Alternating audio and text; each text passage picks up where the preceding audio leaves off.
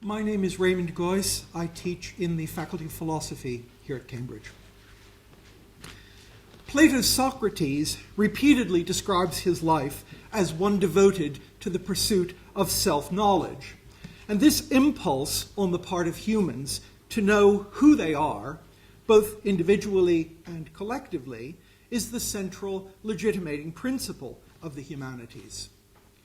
Socrates, to be sure, seems to have thought that the pursuit of self-knowledge was attainable through a formalized discussion that essentially involved calling into question traditional beliefs, received beliefs, and the attempt to give an account of these beliefs.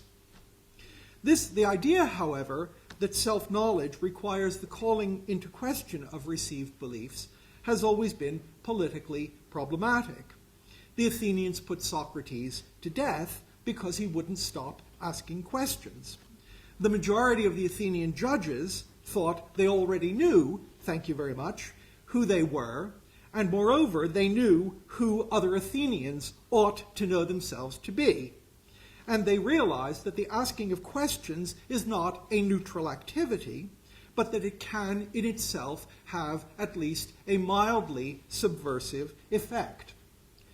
Only societies that are very powerful and very sure of themselves can afford the luxury of this kind of free questioning. But for a long time, many Western societies have paid at least lip service to the idea of a form of self-knowledge that was based on questioning. Who gets to ask which questions, in which contexts, and who gets to decide which forms of knowledge will be cultivated and where cognitive attention will be directed are, of course, in themselves also obviously political questions.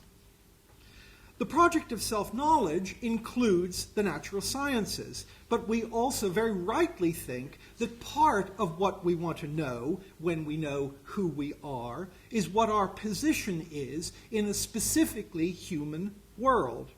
And that is to know history, sociology, foreign languages, and also something about our own and other people's forms of imagination. Forms of imagination which are especially accessible through their works of art. It's no denigration of the biochemist that he's not in a position to help us to understand diplomatic texts written in a foreign language. Why do we want such self-knowledge?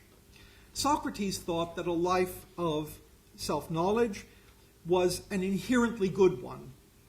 The unexamined life, he famously said, is not a life of poverty, weakness, lack of material resources, or failure, but it is a life that is in itself not worth living. Even if this is true, and even if the humanities are an important part of such a life, thinking about the matter in this way might seem to give the whole endeavor an inappropriately individualist twist. If the point of the humanities is the individual's cultivation of his or her self-knowledge, why should society as a whole be asked to pay through taxation for that?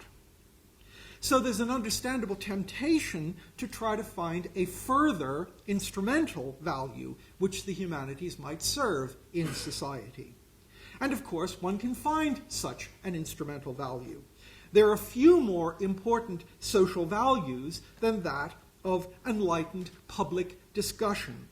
Our politicians frequently use relatively abstract concepts such as freedom, human rights, the international community, modernization, the rule of law, in trying to justify particular political courses of action.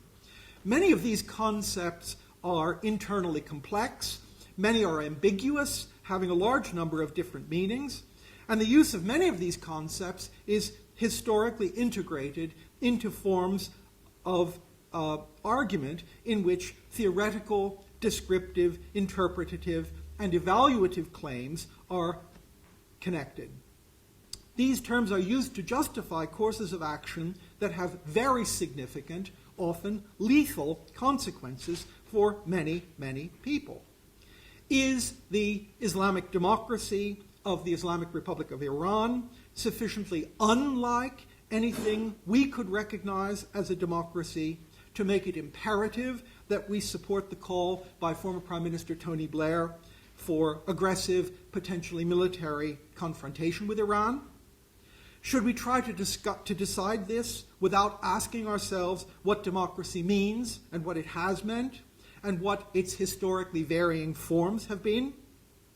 If we do not have a publicly funded and institutionally distinct realm for what I'll call humanistic discussion, we can easily end up in a situation in which the need to know of Rupert Murdoch and the US Department of Defense, and also their need to impose ignorance and cognitive and moral conformity on others, will be even more seriously in danger of skewing our discussion than it does now. This, I submit, will have disadvantages for us that are too numerous to mention. However, in addition, many of us will not at all like the kinds of people whom we and our successors will have become under those circumstances.